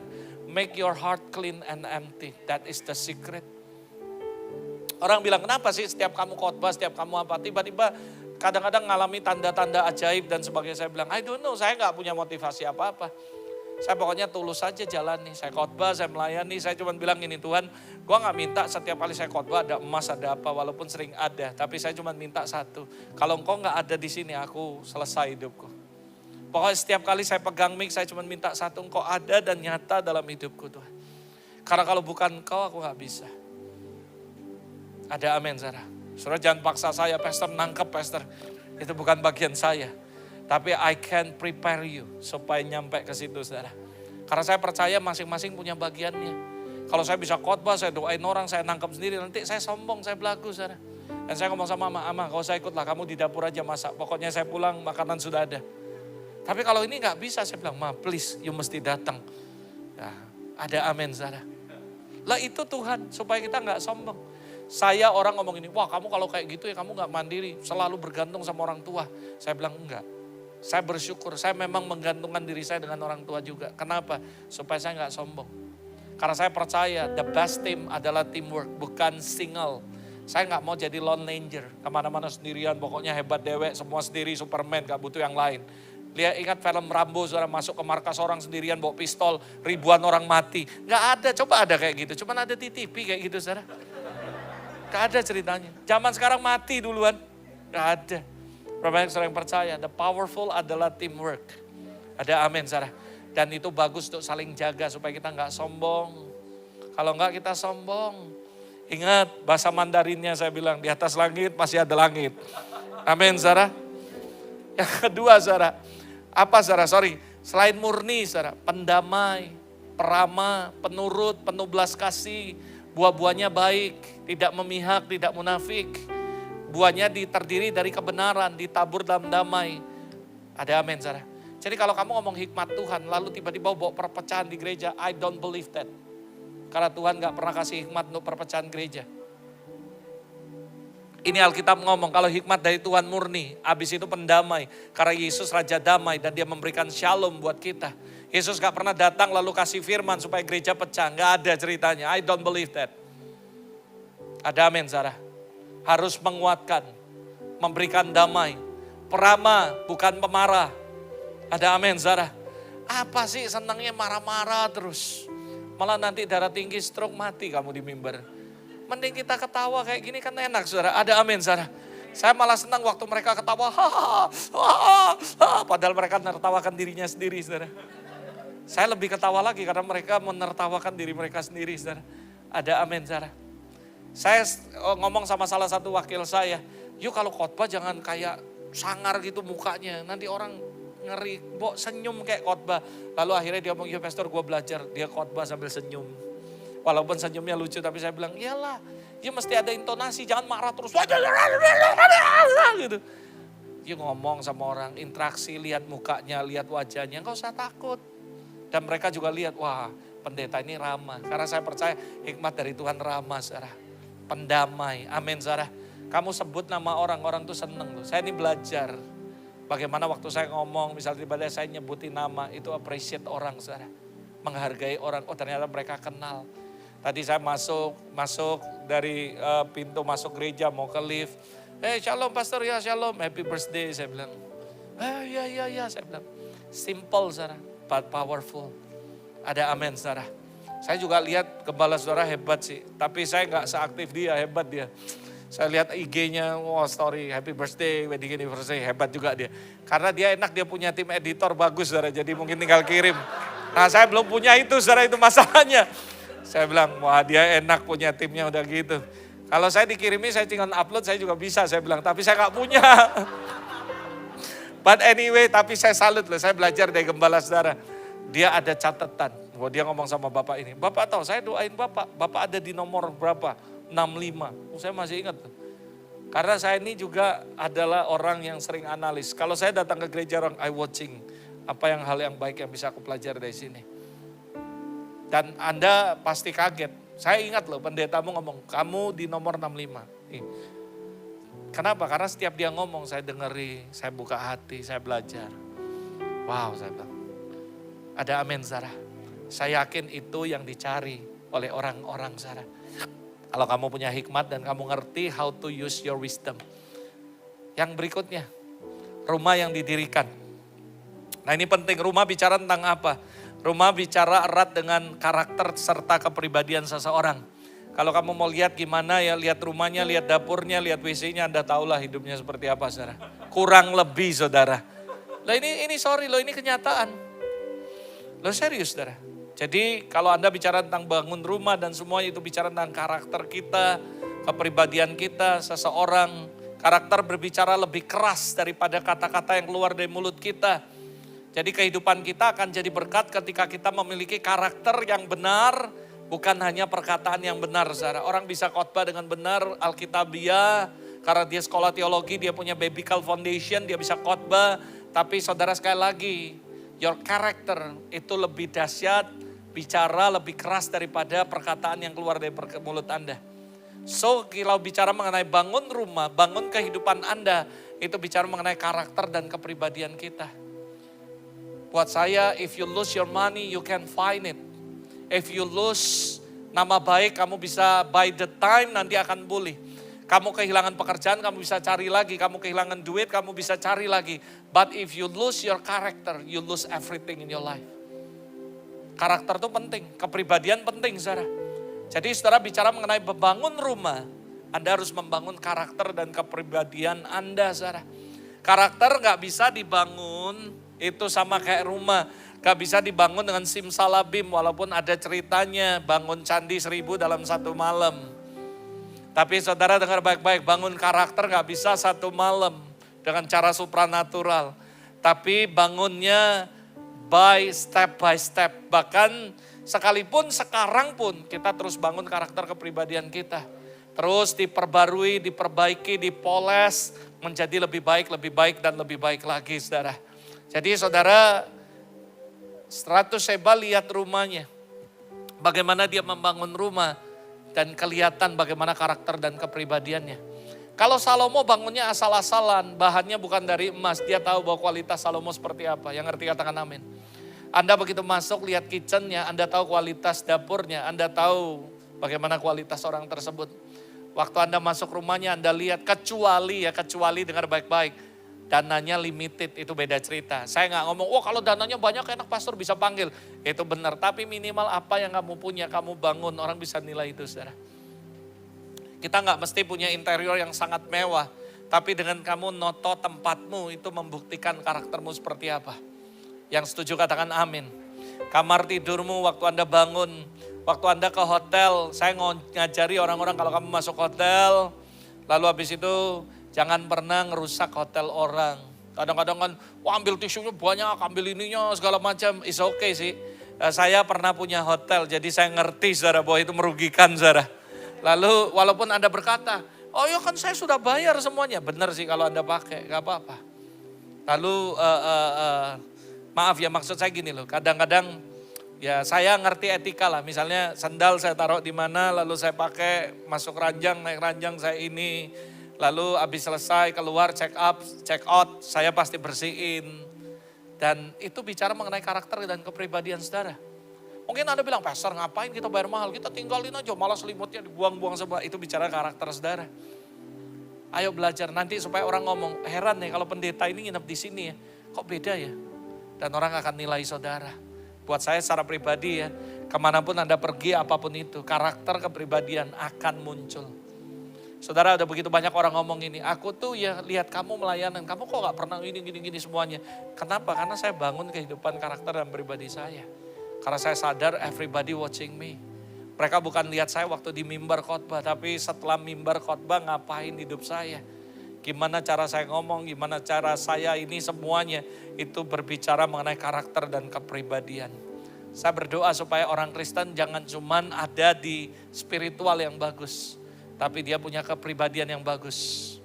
Dan dia punya karakter yang bagus. Yang setuju katakan amin, Sarah. Makanya kalau kita lihat kadang-kadang orang ngomong gini, Pokoknya ya kalau cari orang yang jujur, orang gereja sih. Tapi ya karakternya jelek kadang-kadang. Kadang-kadang ini, kadang-kadang gini. Kenapa? Karena saya tahu bahwa kepribadian orang Kristen banyak mengecewakan. Banyak sekali. Dan jujur ya, saya sebagai pendeta malu. Makanya tugas saya untuk ngajar yang benar supaya orang punya karakter Kristus. Kalau saya secara pribadi, kalau saya punya anak perempuan, saya ngomong sama mereka, kalau kamu mau cari pacar atau mau deketi anak saya harus punya tiga hal. Yang pertama, pasti takut akan Tuhan. Kalau enggak takut akan Tuhan, sorry, udah langsung blacklist. Yang kedua, you have good character dan kepribadian. Bicara tentang karakter Kristus. Yang ketiga, kamu rajin orangnya, enggak males. Kamu kaya tapi males, habis uangnya. Tapi kalau kamu rajin dan mau kerja, tidak malu untuk kerja apapun. Percayalah, ditambah dengan karakter yang baik dan takut akan Tuhan. Kaya tinggal tunggu waktu. Pasti akan diberkati. Ada amin, saudara. Saya ngajar kepada perempuan, pemuda-pemudi, terutama ciwi-ciwi atau pemudi-pemudi. Kalau kamu cari pacar, lihat takut akan Tuhan atau enggak. Itu harus syarat mutlak. Kalau dia takut Tuhan, percayalah hidupmu aman. Tapi kalau dia enggak takut Tuhan, dia cuma takut sama manusia, takut sama mamanya, repot saudara. Dibawa ke tiak mamanya terus saudara. Dia harus takut Tuhan saudara. Takut Tuhan dia enggak akan selingkuhi kamu. Takut Tuhan dia enggak akan macam-macam, walaupun dia kaya. Saya ngomong terang-terangan, cowok kalau punya uang enggak takut Tuhan, bahaya. Sangat bahaya. Percaya kata saya. Makanya kepribadian sekali lagi, karakter itu penting. Yang ketiga, makanan di mejanya. Apa yang kita bisa belajar dari makanan? Ini lucu. Makanan, Roh Kudus memberikan insight. Nah, ini bicara mengenai penyediaan Tuhan bagi orang percaya. Juga tentang kemakmuran dan kesehatan. Percaya, di saat Ratu Sheba melihat bagaimana Salomo memiliki penyediaan makanan yang sangat berlimpah. Dan tidak ada satupun yang berkekurangan. Dia tercengang. Ingat, yang pertama dia lihat hikmat. Dan dia yang kedua bukan cuma hikmat, tapi dia lihat bagaimana dia mendirikan rumah. Karena bicara tentang karakter dan kepribadiannya. Oh, dia seperti ini. Lalu dia lihat makanan di mejanya. Karena itu saudara, seharusnya orang dunia bisa melihat bagaimana Tuhan memelihara hidup kita. Sebagai orang percaya, bahkan di masa pandemi ini saudara. Ada amin saudara. I'm so glad saudara di tengah pandemik Anda bisa beli tanah dan bangun rumah Tuhan. Itu orang dunia akan lihat bagaimana pemeliharaan Tuhan. Tapi percayalah, seharusnya bagaimana Tuhan akan selalu membuka jalan bagi Anda yang percaya. Kalau Anda nggak melakukan firman dan Anda nggak mengalami penyediaan yang berlimpah. Gimana orang bisa melayani khotbah bagus kalau perut masih lapar? Gimana orang bisa kerja dengan baik kalau perutnya lapar, yang dipikiri perut terus. Khotbah maaf ya, mikir love give-nya berapa ya, nutup gak ya? Percayalah gak akan maksimal. Saya gak ngomong ini berarti wah kamu sok ya. Loh, saya ngomong sama Tuhan, saya bersyukur sama Tuhan. Tuhan bilang, nak kamu tuh mungkin gak punya sampai miliar-miliar di tabungan. Tapi setiap kali kamu ada, kamu butuh kamu ada. Saya percaya sampai dengan hari ini, Tuhan buat penyediaan yang luar biasa dalam hidup saya. Karena saya percaya Tuhan itu ajaib saudara. Daud mengatakan bahwa dia gak pernah lihat orang benar ditinggalkan apalagi sampai minta-minta saudara. Gak pernah. Dari dahulu aku muda sampai aku tua aku gak pernah lihat bahwa minta-minta. Lalu orang bilang kenapa kok Tuhan izinkan? Saya percaya kamu gak akan mungkin kelaparan. Kalau sampai kamu kelaparan gak punya makan semuanya ya introspeksi lah. Saya gak ngomong kamu kena kutuk atau berdosa. Tapi yang saya tahu Alkitab berkata, Daud ngomong, dari aku muda sampai aku tua gak pernah lihat orang benar hidupnya minta-minta. Dan Tuhan ngomong, Allahku akan mencukupi segala kebutuhanmu di dalam kekayaan dan kemuliaan. Ingat, yang dicukupi itu apa? Keperluan kita, bukan kemauan kita atau keinginan kita. Kalau kamu pengennya ini, gak dicukupi Tuhan wajar. Karena Tuhan gak pernah janji untuk nyukupi keinginanmu atau kemauanmu. Dia cukupi segala keperluanmu. Apa yang kamu perlu pasti disediakan. Bahkan sekali lagi dikatakan sekalipun ya, ini maaf nih, jangan tersinggung ya. Orang miskin sekalipun punya hikmat gak akan didengar orang. Loh, itu Alkitab yang ngomong bukan saya loh. Ada jangan ngomong Pastor Robert menghina kami. Enggak, saya gak menghina siapa. Alkitab yang ngomong sekalipun orang miskin punya hikmat gak akan didengar orang saudara. Nah ini yang orang Kristen kadang gak sadar. Oh pokoknya yang penting rohani, dekat Tuhan, doa. Gak apa-apalah hidup gak diberkati. Salah saudara. Saya nggak ngomong tentang prosperity gospel, tapi bodoh orang Kristen yang nggak mau diberkati. Karena gimana kamu mau jadi berkat kalau kamu sendiri nggak punya berkat itu? Apa yang kamu bisa lakukan buat orang? Kami sekeluarga selalu bantu orang walaupun dengan kapasitas yang berbeda. Tapi kami percaya bahwa semua uang yang kami terima, saya angkat, saudara. Tuhan berapa persen roti, berapa persen benih. Jangan pernah makan benih. Ada amin, Sarah. Benih bukan untuk dimakan tapi ditabur. Bukan jahat supaya untuk ada hasil di bulan-bulan berikutnya. Tapi kalau roti jangan coba-coba sok-sokan mau ditabur. Karena Tuhan ngomong, gue kasih lu roti bukan benih. Kamu tabur roti percuma gak akan ngasih. Roti untuk dimakan, nak nikmati. Aku juga mau lihat keluargamu diberkati, keluargamu happy. Aku juga mau lihat kamu senang. Ada amin, Sarah. Tapi benih jangan. Biji itu gak boleh dimakan. Walaupun ada orang ngomong sama saya, Pastor, tergantung Pastor, biji tomat dimakan, biji jambu dimakan. Saya bilang, ya gak apa-apa silakan, nanti sekali-sekali Tuhan kasih biji salak sama kamu. Biar kamu makan tuh biji, saya bilang. Ada amin, Sarah. Kita jangan ngakali Tuhan. Kita harus ngerti. Orang dunia enggak lihat ibadah saudara. Dia lihat makanan di meja saudara. Ini Alkitab ngomong, bukan saya ya. Sorry ya. Orang miskin sekalipun berhikmat tidak akan didengar. Karena orang dunia akan menganggap, lalu talk only. NATO, no action, talk only. Ngomong doang, teori doang. Makanya sekali lagi, orang dunia itu, mereka itu mengerti bahwa orang bijaksana. Dia tahu bahwa kalau kamu bijaksana, kalau kamu berhikmat, kalau kamu benar-benar ini, kamu pasti akan diberkati. Saudara. Dia gak pernah lihat orang yang punya, maksudnya gini, orang dunia itu mengerti bahwa orang yang punya pengetahuan, kebijaksanaan pasti miliki kekuasaan, kekuatan atau kekayaan. Gak mungkin hidupnya Soros, susah, saudara. Saya punya teman, saudara, ngomongnya waduh sorga terus, kayak udah sorga itu kayak dia ke pasar Atom aja bolak-balik. Sekali ketemu, kamu udah berapa kali ke sorga, Bet? Oh, saya bilang, orang ini orang Kristen punya 18 ini telapak sakti atau apa kayak pokoknya. Setiap ketemu ngomongnya sorga semua segala macam. Oh dia ngomong, kami ya kalau doa ya itu langsung kiblatnya ke Yerusalem. Langsung connect begitu kami nyembah ya, kami angkat tangan. Itu langsung kayak atmosfer dari sini nembus ke Israel langsung. Saya bilang hebat juga, sakti juga ini orang. Tapi saudara tahu hidupnya kelilit utang, cicilan susah, ini susah, segala macam susah. Dan teman saya bilang, kamu jualan apa? Obat kuat katanya. Saya nggak make sense di otak saya, saudara. Loh ini beneran, ini gak main-main, ini saya gak bohong sedikit pun. Salah satu leader saya ngasih tahu saya geleng-geleng. Hah? Iya Pastor, jualan obat kuat katanya. Dan itu pun dia banyak utang, ngomong bisa gak bantu saya. Dan saya ngomong lain kali dia ngomong gitu, kamu ngomong, wah harusnya kamu langsung ambil ke sorga beberapa gepok, lalu habis itu bayar utangmu selesai. Lalu saya ngomong ini bukannya apa, banyak orang ngomongnya doang. Dengar ya orang dunia, gak perlu ceritamu yang supranatural. Mereka lihat makanan yang ada di mejamu, bagaimana penyediaan Tuhan atas hidupmu. Mereka lihat bagaimana ketika masa pandemik orang susah, tapi Tuhan buat pembelaan atas hidupmu. Dan mereka akan tertarik akan lihat hidup Anda. Sorry ya, dengar baik-baik. Anda harus ngerti ya, hari ini gak cukup ngeroh, tapi saya mau kasih sebuah balancing dalam hidup Anda. Berapa banyak saudara diberkati angkat tangan saudara. Yuk belajar quality of life dalam kehidupan Anda. Hikmat lebih baik daripada keperkasaan. Tetapi hikmat orang miskin, ini Alkitab ngomong, Pengkhotbah 9:16. Hikmat orang miskin dihina dan perkataannya tidak didengar. Dalam terjemahan lain, lalu aku sadar bahwa walaupun kebijaksanaan lebih baik dari kekuatan, namun jika orang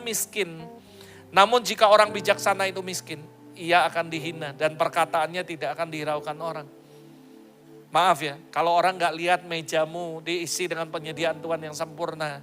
Lalu kamu ngomongi orang, ngomongin pemerintah, mereka gak akan dengar kamu. Believe me. Believe me. Mereka gak akan dengar kamu. Tapi jangan Anda maksa juga, beli sepatu harus beli kayak Pak Herman punya. Lalu Anda kartu kredit digesek supaya waktu aku khotbah sepatunya beda, saudara. Tadi saya dicandai anak saya, kenapa gak pakai sepatu ini? Malu saya bilang. Nanti dia bilang, wah urapan Pastor Herman sudah turun ke Pastor Robert.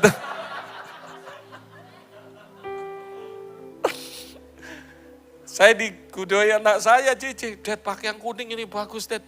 Iya bagus sih, cuman nanti orang bilang, wah ini urapan Pastor Herman sudah pindah ke Pastor Robert. Itu kalau nendang koronal itu langsung berdarah, lengket. Orang akan lihat saudara.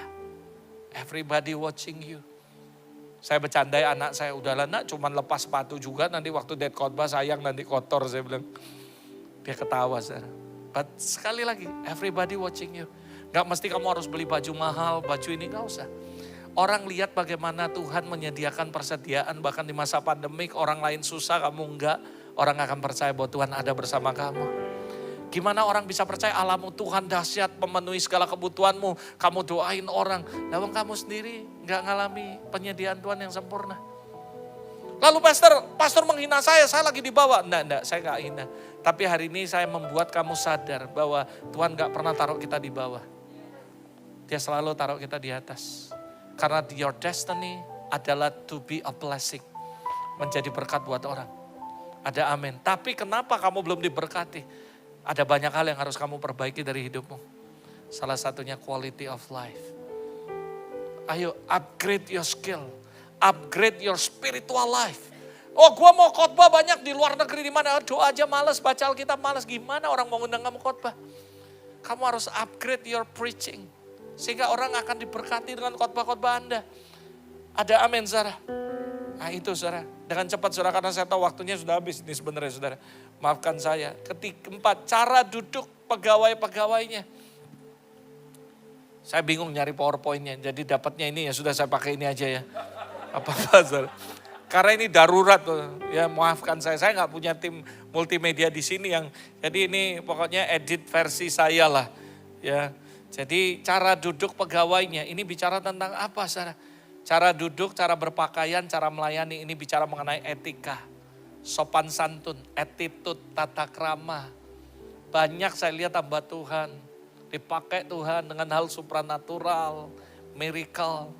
Tapi bicara tentang etika, sopan santun, attitude, tata krama, nggak mencerminkan seorang hamba Tuhan yang berkualitas. Sorry ya, saya nggak minta Anda untuk menghakimi hamba Tuhan manapun. Tapi saya sedang ngomongi diri saya sendiri, Robert. Dengar ya, orang gak butuh spiritualmu. Orang dunia gak lihat bagaimana cara kamu doa, cara kamu berkhotbah. Tapi mereka lihat bagaimana tata kramamu, attitude-mu, sopan santun dan sebagainya. Bagaimana ketika kamu ketemu orang yang lebih tua. Ketika di lift saudara, begitu ada orang tua masuk, Anda ini, wah pokoknya nanti gantian kamu ngantri. Atau kamu mau, AI silakan duluan AI. Wah lalu AI-nya ngomong, baik banget kamu. Terima kasih ya, ya gak apa-apa AI. Kalau ada anak wedok kenali AI gitu. Tapi saudara kalau maaf, Anda gak sopan, gak attitude. Waduh, lalu Anda ngelirik anaknya. Wah jangan harap saudara. Ada amin saudara. Dengar kata saya, ayo mungkin banyak orang yang terlihat rohani. Memang sih pelayanannya dahsyat luar biasa. Tapi saudara jadi perenungan saudara bagaimana etika Anda, tata krama, attitude dan lain-lain. Banyak orang saudara tidak memiliki attitude yang baik. Tidak memiliki tata krama yang baik. Nggak ngerti ngormati. Saya khotbah di tempat banyak. Saya khotbah di depan pendeta-pendeta yang senior. Saya ngomong, Pak Pendeta maafkan kami generasi muda. Kenapa? Kadang-kadang generasi muda ini dipakai Tuhan naik. Lalu dia ngomong, orang tua itu udah nggak zaman, udah nggak dipakai Tuhan. Mereka out of the season. Saya ngomong, saya mewakili anak-anak muda, pendeta-pendeta muda kayak kami yang baru krucil, baru keluar. Saya minta maaf sama Anda, nangis mereka. Kenapa saya bilang gini, kami sadar bahwa kalau gak ada kalian yang membangun fondasi, kami gak akan ada hari ini. Kalian orang yang berjasa, jangan merasa bahwa kalian itu orang yang gak berguna lagi, gak dipakai. Lalu udah tua dipensiunkan, ada satu sinode yang besar, saya gak perlu sebutin, mempensiunkan semua pendeta seniornya. Lalu menaikkan yang muda-muda. Gak apa-apa sih, asal kamu tetap perhatikan hidup mereka. Karena mereka udah berjasa bangun rumah Tuhan sekian lama. Lalu mereka sedih. Saya ngomong sama mereka, saya minta maaf mewakili anak-anak muda. Para pendeta. Yang seperti saya mungkin mereka yoyo, takoan, sok-sokan. Saudara merasa bahwa kalian gak dipakai, ini zaman kami. Ini waktunya kami. Saya bilang enggak, kami tetap butuh kalian sampai hari ini. Butuh doa, bimbingan, arahan. Karena gimana pun kalian lebih hidup duluan dari kami. Kalian lebih punya banyak pengalaman dari kami. Kami kalau jalan sendiri tanpa kalian, kami bisa ngaco, kami bisa sombong, kami bisa nyimpang. Kami butuh kalian. Lalu dia bilang, Pastor Robert, jarang ada pendeta muda berani ngomong kayak gitu. Kami ini yang senior, yang tua, sudah gak berguna, jalan pun susah, gak dianggap. Saya bilang, jangan. Saya minta doakan mereka, Sarah. Sampai hari ini kalau saya khotbah di depan orang tua, encim-encim, semua mereka dekat sama saya. Kenapa? Saya ngerti etika, Sarah. Hormati orang yang lebih dulu dari Anda. Berapa banyak saudara yang percaya, kalau gak ada mereka, gak ada kita, Sarah. Saya sampai hari ini datang ketemu dengan senior pastor saya yang lama, gereja lama saya. Waktu saya keluar, saya datang berlutut, saya ngomong, Om terima kasih sudah memberi kesempatan buat saya melayani. Doakan saya. Dan dia ngomong, buat kapanpun kamu mau pulang ke gereja ini, pintu gereja ini terbuka. Saya bilang, iya Om, terima kasih. Saya gak ngomong ini, amit-amit, coy, gak boleh, Sarah. Kalau Anda ngomong, sampai mati pun gue gak kembali ke gereja ini, kepahitan. Saudara gak bagus kayak gitu. Saya punya banyak teman-teman lintingan keluar kepahitan semua. Saya sampai hari ini masih punya hubungan yang baik dengan pendeta saya. Saya khotbah di mana-mana, saya bilang kalau gak ada dia gak ada saya. Walaupun mungkin orang ngomong, wah tapi dia beda kayak kamu, dia ngomel-ngomel marah-marah, kamu enggak. Saya bilang enggak, kalau enggak ada dia enggak ada saya. Dia marah, dia melatih dengan cara yang jahat. Itu adalah cara dia untuk membentuk saya jadi seperti ini. Saya bisa kuat, saya ditempa. Enggak ada pelaut yang ngomong, pelaut hebat kalau dia cuman mengaungi sungai-sungai kecil. Saudara. Dia harus hantam ombak yang hebat baru dia akan jadi pelaut yang handal. Ada amin. Yang penting your attitude. Itu penting sekali. Ada amin, Sarah. Saya ngajari Anda bagaimana dengan mertua, bagaimana dengan orang tua. Harus punya attitude semuanya. Karena sekali lagi, everybody watching you. Dia akan lihat kualitas hidupmu. Apakah Anda layak dan melalui hidup Anda nama Tuhan dipermuliakan atau dipermalukan, Sarah. Katanya pendeta tapi hidupnya kayak gini. Ada beberapa orang nanya saya, gimana menurut advice saya ngomong, advice saya akan beda dengan pendeta lain loh. Saya ngomong sama mereka, walaupun orang tuamu gimana pun dia melahirkan kamu gak boleh. Bekas pendeta masih ada, bekas mama gak ada seumur hidup. Banyak, Sarah. Ya banyak hal lah, tapi menurut saya terserah sih. Tapi buat saya kalau Anda jadi orang Kristen harus punya attitude, tata krama, sopan santun, etika. Karena everybody watching you. Bukan waktu khotbah. Khotbah itu cuma sebentar, tapi 22 jam yang lainnya. Dah kali 6 hari itu lebih penting daripada di khotbah. Kalau hidupmu bagus gak perlu khotbah, orang akan bertobat. Ada amin, Sarah. Kamu khotbah hidupmu gak bagus, orang nek. Kamu mau pilih yang mana? Makanya saya punya filosofi ngomong gini. The best preaching is not in the pulpit. The best preaching is your life. Ada amin, Sarah. Yang berikutnya. Cara pelayan-pelayannya melayani dan berpakaian.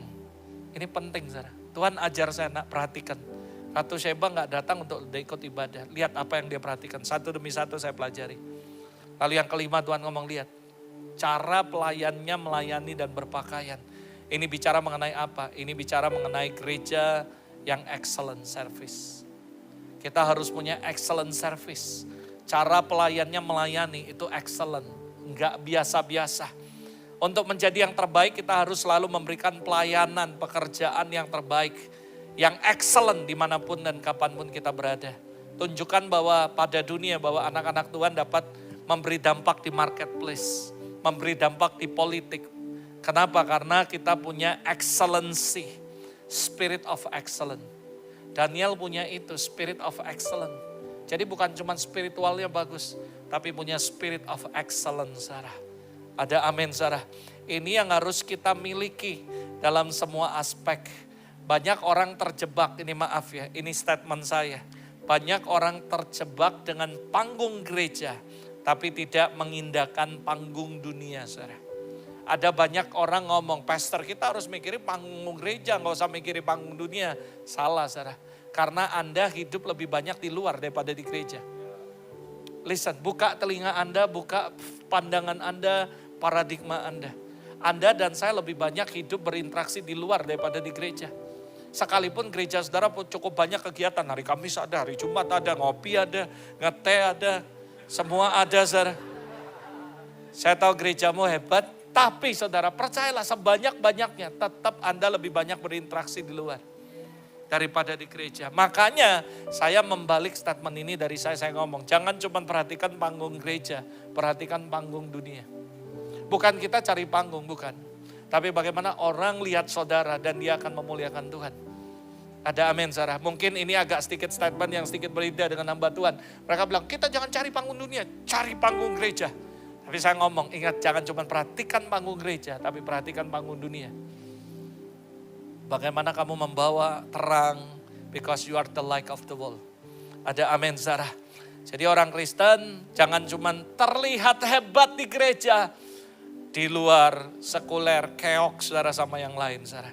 Padahal orang dunia tidak lihat betapa hebat kerohanian kita, berapa lama kita berdoa, berapa pasal kita baca Alkitab. Tapi mereka tetap bukti yang konkret bagaimana kita dalam bekerja.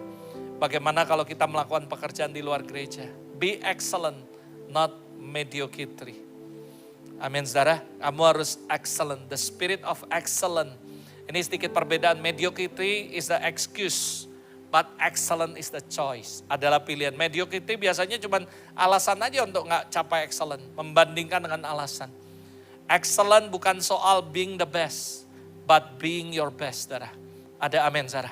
Kalau Anda memang kapasitasmu 5. Kapasitas Pastor Herman 10. Waktu Pastor Herman mencapai kapasitas 9. Tapi kamu mencapai kapasitas 5. Kamu udah the best, saudara. Karena kamu kapasitasnya memang 5. Yang ngerti katakan amin. Tapi kalau kamu kapasitasnya 5, kamu kapasitasnya 5 tapi kamu cuma melakukan 4. Sementara ada orang yang kapasitasnya cuma 2 tapi dia lakukan 2, dia lebih the best dari kamu. Yang ngerti katakan amin saudara. Sekali lagi the best itu bukan berarti berapa banyak kita, tapi being your best. Berapa yang Tuhan percayakan, kamu lakukan dengan maksimal, kamu sudah living at your best. Ada amin saudara. Mediocrity itu memiliki image ya sudahlah. Kayak misalnya, mau nyanyi lagu ini ya nanti minggu kita ibadahnya minggu ini. Oh ya udahlah, ini biasa mainnya di nada C, intronya kayak gini. Tapi orang yang excellent akan ngomong, lagu ini memang biasa sih, lagu lama sih.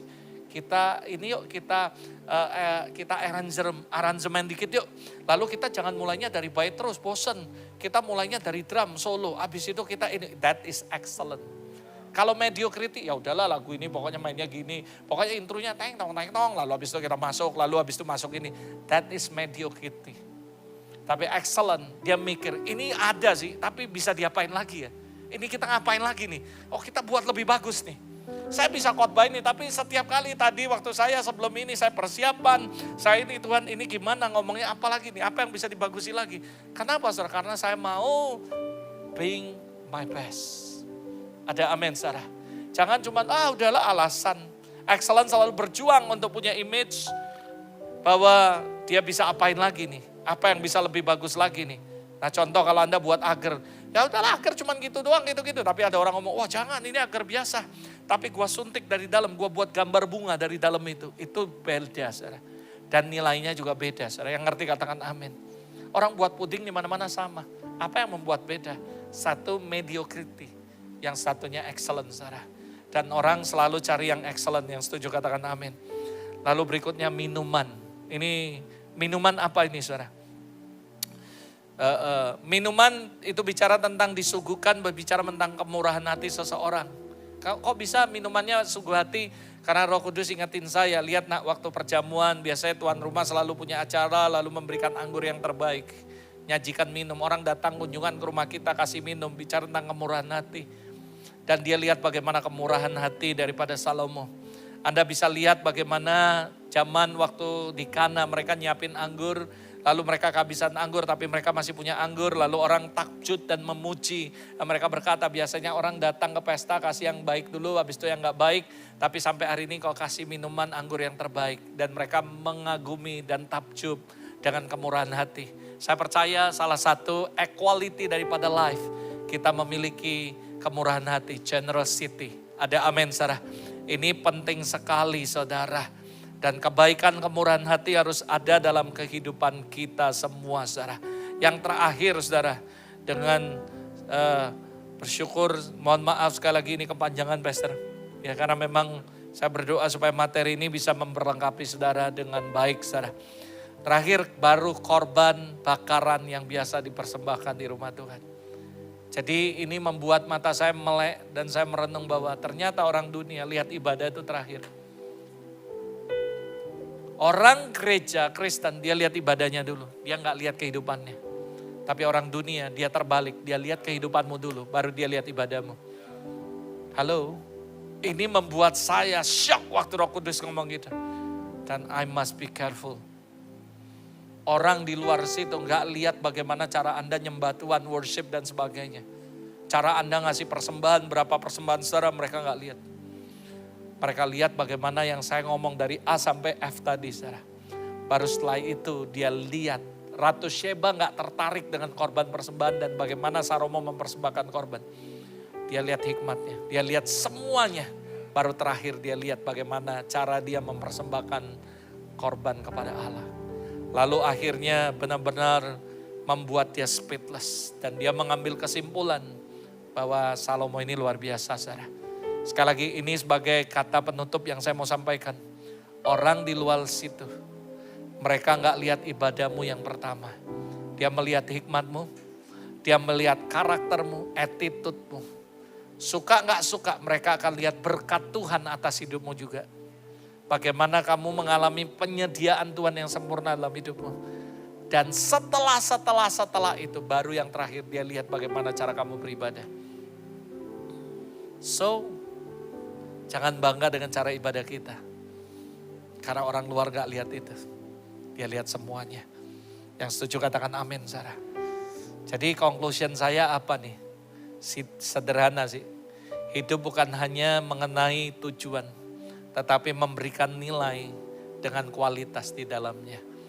Itu jadi lebih penting lagi dari hidup Anda. Jadi ada pepatah mengatakan no pain, no gain. Upgrade yourself because it's never too late to upgrade yourself. Ya kita berdoa sama-sama. Thank you Lord. Mohon maaf sekali lagi saudara. Saya tahu ini kepanjangan sekali. Tapi saya bisa aja simpan tiganya buat next kalau ada jadwal lagi. Tapi kok rasanya saya percaya, saya mau kasih yang the best. Dan saya percaya next kalau ada saya berdoa di 0903, Roh Kudus pasti akan kasih revelation yang baru. Ada amin Sarah. Yuk sama-sama kita berdoa. Thank you Lord.